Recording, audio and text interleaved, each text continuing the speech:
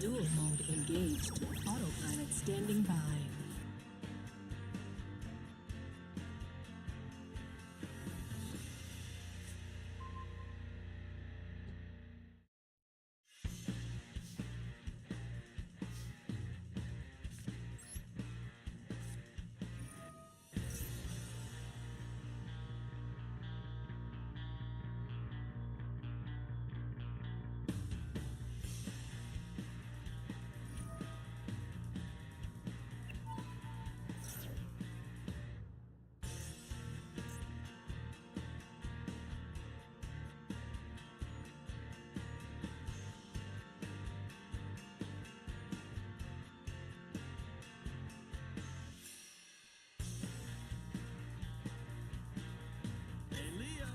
Get ready!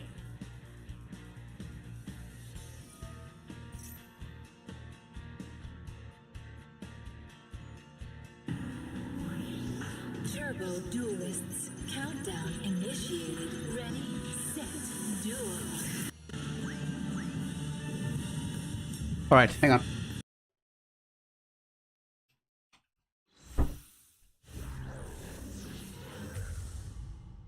Alright, good morning, guys. Good evening, good night, wherever you are. Yo, what up, Ice Dylan? What up, Fallen? What up, Mellow? What up, Liquid? Can you guys hear me okay? Everything fine? Okay. Let me just put this on real quick. Alright, so the ban list is in effect since 2 days. Well, yeah, 2 days ago for me, I guess. We're in master at the moment. We're in master, so let's see. Where's the...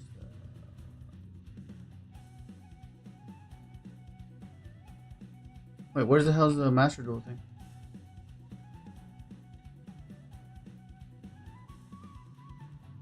All right, give me a second. Oh shit! Almost forgot.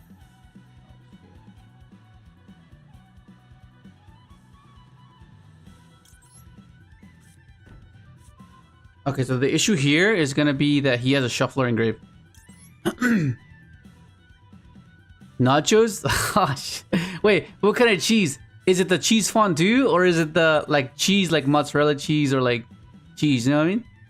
Okay, so I feel like I take the apple, right? I'm pretty sure I take the apple.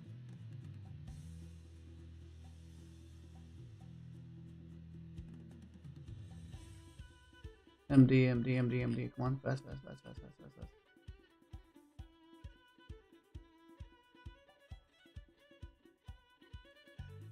Okay. I feel like we steal first, right? I activate the spell card. Take control.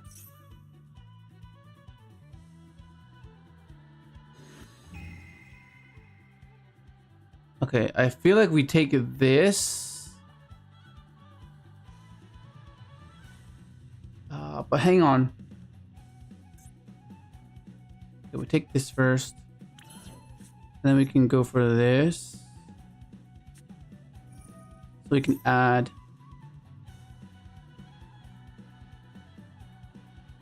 What are we getting though? Right? Like what are we actually getting? Oh, we get this. What I'm talking about. We get this, we go special, and then we try to pop off. Because he has, what does he have? Because that means we can't summon or special. We can't special, you remember? Neither player can activate the effects of monsters on the field with... I guess that's fair. Alright, in that case, let's do it this way then.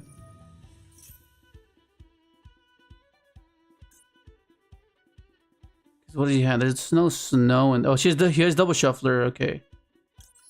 Okay, I think we might be okay. I think we might maybe. I'm not too sure.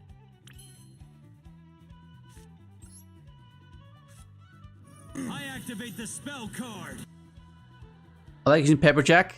Oh yeah, I like Pepper Jack. Okay, I feel like it's this, right? We go for this to add And then we have the snowball, right? What's the snowball here? Yeah, I think it's this. Pretty sure it's this. So we go activate. We'll send the... I guess we'll send this to force one of the shufflers already, like right away. What up, Quasar? Okay, so we're gonna go for this guy. And then the first shuffler will be here. Yeah, that's the first shuffler. And then what's gonna happen is I'm gonna try to bait him into using the effect of Draco's Depilia. And then I'm gonna try to go for the fusion to get to my deception through her. Through LZ. Okay. Okay. Just using a negate. Okay, so I want to save this fusion attempt. What up, Jack? Would you go back to Adventure Synchron? The thing with the Adventure Synchron is in a rough spot. Honestly, it's in a rough spot. Okay, it's just fine. It's perfectly fine. Because what happens now is, what we can do is we can go...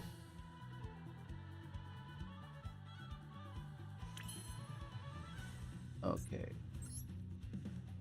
Okay, we need to get rid of that that other shuffler now. Gotta make sure it's no longer in there. Okay, so we need to pop this. Destroy 2.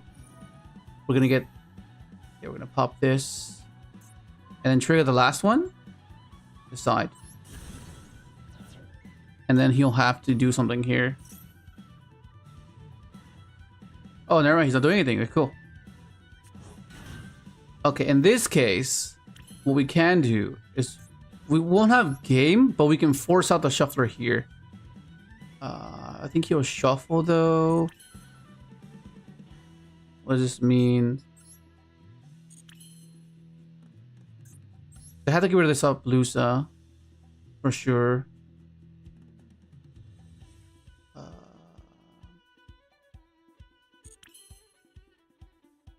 Okay, let's do this. Let's just do this now.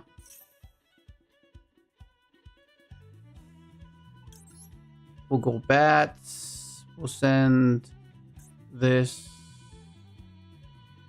No. This and this.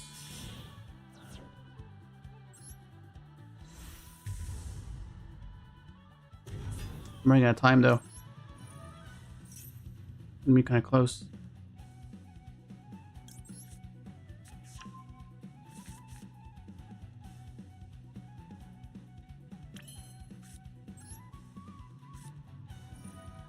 I activate the spell card. Gonna be kind of close. Okay, so we need to get rid of that.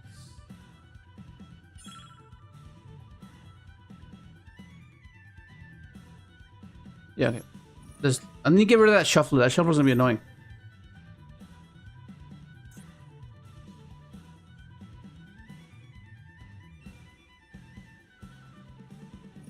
Yeah, okay.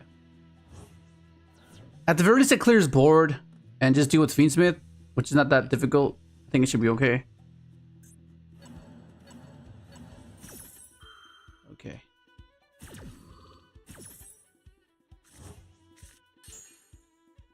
I mean, I'm summoning something back, so that's great.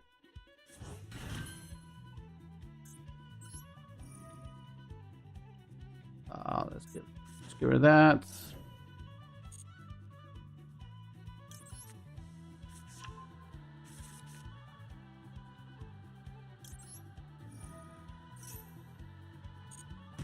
Oh, it burns them for something? That's crazy.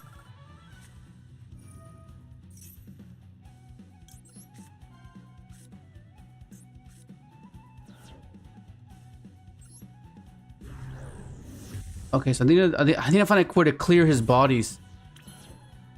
So I can attack him for game, but I don't think I can, unfortunately. Well, let's clear his bodies, I guess. So this into that. Into that. And then I'll just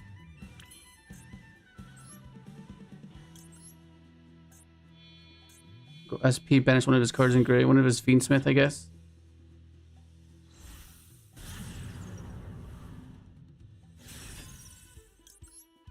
Gotta be quick, gotta be quick. What do I get rid of? Engraver.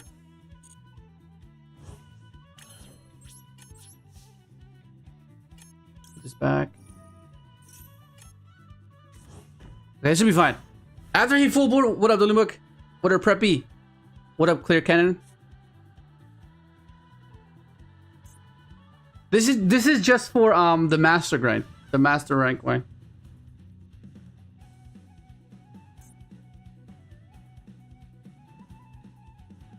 I just think Engraver summon.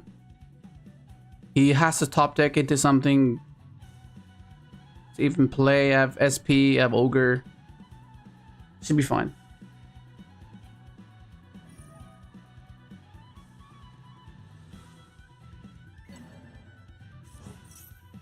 Let me think. What does it do here? 18. He clears. Yeah, I have to negate that. I'll negate that. And then I have SP for anything, any extension. And I have Ogre for anything else. Because he just goes battle phase, attack over guys, and then, you know, it gets rid of one of my interactions, which is what I don't want. Okay, good, yeah. Damn, this man went all out too. That's crazy. What even was that, bro? Where's this?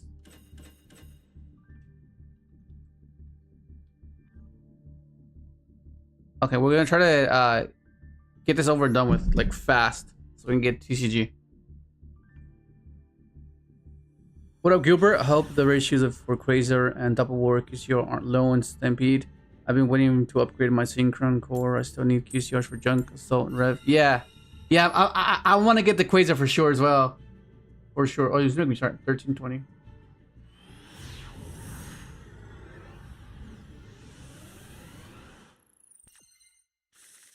It's most likely gonna be okay. So we have to do this with the pop with toy, and then we can search our light spellcaster.